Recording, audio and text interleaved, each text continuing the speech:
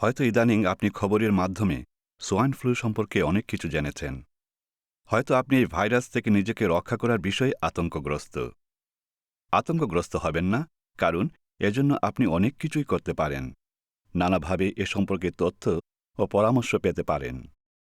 হাত জীবাণুমুক্ত রাখা। সোয়াইন ফ্লু জীবাণু বা ভাইরাস বিস্তার প্রতিরোধ করার জন্য নিয়মিত ও ভালোভাবে হাত ধোয়া বিশেষ গুরুত্বপূর্ণ। কফ বা হাঁচি দেওয়ার সময় নাক মুখ ঢাকা ও নিকটে থাকা অন্যদের কাছ থেকে দূরে সরে যাওয়া গুরুত্বপূর্ণ। আপনার উচিত হবে কফ বা হাঁচি দেওয়ার সময় নাক মুখ টিস্যু দিয়ে ঢেকে রাখা ও ব্যবহারের পর এই টিস্যুটি সাথে সাথে বিনে ফেলে দেওয়া। মনে রাখবেন, ব্যবহৃত টিস্যু ফেলে দেওয়ার পর আপনার হাত আবার ধুয়ে নিতে হবে। হাত ধোয়া সম্ভব না হলে জীবাণুনাশক জেল ব্যবহার করতে হবে। বার্তাটি সহজ, ধরুন, বিনে ফেলুন ও মেরে ফেলুন। সোয়াইন ফ্লুর উপসর্গ এবং এজন্য করণীয়। বেশিরভাগ লোক সোয়াইন ফ্লুকে অল্প থেকে মাঝারি ধরনের সর্দি বা ফ্লুর মতো উপসর্গ হিসাবে বর্ণনা করেছেন। সোয়াইন ফ্লুর উপসর্গগুলো হল হঠাৎ করে শরীরের তাপমাত্রা ৩৮ ডিগ্রির অধিক হওয়া এবং একই সাথে আরও দুটি উপসর্গ থাকা। এগুলোর মধ্যে রয়েছে কফ ও ঘন ঘন শ্বাস প্রশ্বাস ফেলা, মাথা ব্যথা হওয়া, গলা ব্যথা হওয়া, অস্বাভাবিক রকমের ক্লান্তবোধ, মাংসপেশিতে ব্যথা হওয়া, বমি হওয়া, নাক দিয়ে সর্দি ঝরা, খাবারে অরুচি হওয়া, পেটের অসুখ হওয়া ইত্যাদি। মনে রাখবেন, সোয়াইন ফ্লুকে প্রথমে অন্যান্য রোগের মতো মনে হতে পারে, কাজেই এই শীতকালে খুব সতর্কভাবে উপসর্গগুলোর প্রতি লক্ষ্য রাখতে হবে। কিন্তু এই উপসর্গগুলো হওয়া পর্যন্ত অপেক্ষা করবেন না। তৈরি হন। এখনই টিস্যু, প্যারাসিটামল, থার্মোমিটার ইত্যাদি জোগাড় করে রাখুন, কারণ আপনি, আপনার পরিবারের সদস্য, বন্ধু বা প্রতিবেশী কেউ হয়তো এই ভাইরাসে আক্রান্ত হতে পারেন। আপনি সোয়াইন ফ্লুতে আক্রান্ত হয়েছেন মনে করলে বাড়িতে থাকুন ও বিশ্রাম নিন। নিশ্চিত করুন প্রচুর পরিমাণে পানি পান করছেন। আপনার জ্বর হলে বেশি কাপড় পরবেন না বা গায়ে কম্বল জড়াবেন না। ব্যথা দূর করার জন্য প্যারাসিটামল বা আইবুপ্রোফেন খেতে পারেন।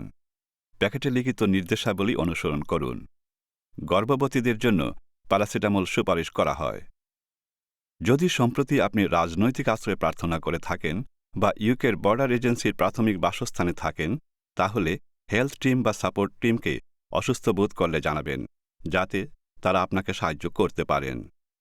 আপনি যদি মনে করেন সম্ভবত আপনি সোয়াইন ফ্লুতে আক্রান্ত হয়েছেন, তবে আপনাকে পরামর্শ ও চিকিৎসা পাবার আগে জানতে হবে আর কী কী বিষয় আপনার স্বাস্থ্যের উপর প্রতিক্রিয়া করছে।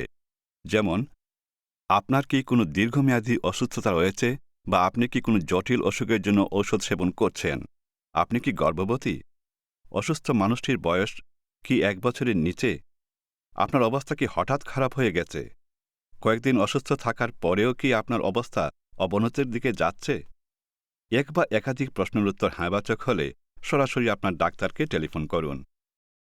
স্থানীয় ডাক্তারকে বলা হয় জেনারেল প্র্যাকটিশনার বা জিপি। যদি আপনি আপনার এলাকার জিপির কাছে এখনও রেজিস্ট্রিভুক্ত না হয়ে থাকেন, তবে চিকিৎসা সেবার যত্ন পেতে হলে এখনই আপনার রেজিস্ট্রিভুক্ত হওয়া উচিত। স্বাস্থ্য। আপনি যদি রাজনৈতিক আশ্রয় প্রার্থী হন এবং জিপির কাছে এখনও রেজিস্ট্রিভুক্ত না হয়ে থাকেন, তবে সাপোর্ট ওয়ার্কার, যিনি আপনাকে বাসস্থান স্থানান্তরে সাহায্য করেছেন, তিনি আপনাকে স্থানীয় জিপি সম্পর্কে তথ্যাবলি দিতে পারেন। জিপির কাছে রেজিস্ট্রিভুক্ত হতে আপনার কোনো সমস্যা হলে আপনার এলাকার প্রাইমারি কেয়ার ট্রাস্টের পেশেন্ট অ্যাডভাইস লিয়াজো সার্ভিসকে সাহায্য ও তথ্যের জন্য জিজ্ঞাসা করুন। ফোন বুক, পাবলিক লাইব্রেরি ও এনএইচএস চয়েস ওয়েবসাইট www.nhs.uk-তে জিপি ও প্রাইমারি কেয়ার ট্রাস্টের তালিকা রয়েছে। টিকা। সোয়াইন ফ্লু থেকে যে গ্রুপগুলোর জটিলতা সৃষ্টি হতে পারে বলে মনে করা হয়, সেই গ্রুপগুলোকে সর্বপ্রথম সোয়াইন ফ্লু টিকা দেয়া হয়। এই গ্রুপগুলো হল ৬ মাস থেকে ৬৫ বছর পর্যন্ত লোক যারা নানা দুরারোগ্য রোগ যেমন ফুসফুস, কিডনি বা হার্টের রোগে ভুগছেন, গর্ভবতী মহিলা, রোগ প্রতিরোধ করার দুর্বল ক্ষমতা সম্পন্নদের সাথে যারা বসবাস করেন, ৬৫ বা তার অধিক বয়সের যে সকল ঝুঁকিপূর্ণ লোকদের ফ্লুর প্রকোপের সময় টিকা দেয়া হয়। আপনি এই গ্রুপগুলোর কোনো একটির অন্তর্ভুক্ত হলে আপনার সোয়াইন ফ্লুতে আক্রান্ত হবার আশঙ্কা অধিকতর। এজন্য সোয়াইন ফ্লু টিকা অন্য সবার আগে আপনার নেওয়া উচিত। আপনার ডাক্তার যোগাযোগ করে জানাবেন আপনি কিভাবে এই টিকা পেতে পারেন।